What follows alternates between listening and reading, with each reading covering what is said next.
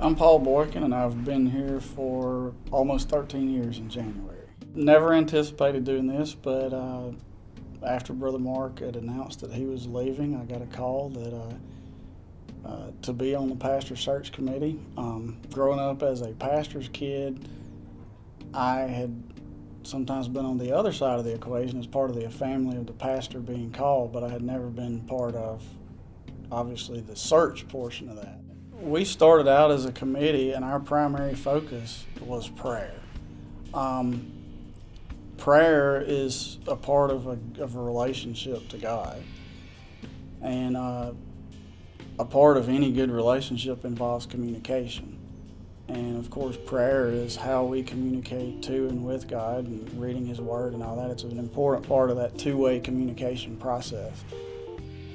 That's been our initial goal in the Pastor Search Committee, is to make sure that we are prayed up and have that relationship with God that we need, so that we can hear His call for the man that's the man for our church. I said earlier that prayer is part of a relationship, and just like any relationship that you have with a person, your wife or whatever, that if you don't communicate with those people on a regular basis, you lose the power of that relationship. You come to not know each other as well.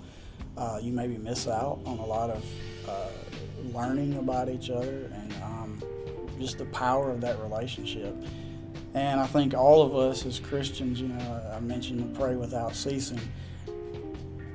All of us, in essence, miss out on some of that relationship when we fail to pray as intentionally and as often as we should. We leave a lot on the table, so to speak, as a part of that relationship to God. Our relationship to God is weaker than it should be, and I think that's true for all of us. As I've been a part of the Pastor Search Committee, it's obviously helped me be a lot more intentional, a lot more specific about some things to pray for,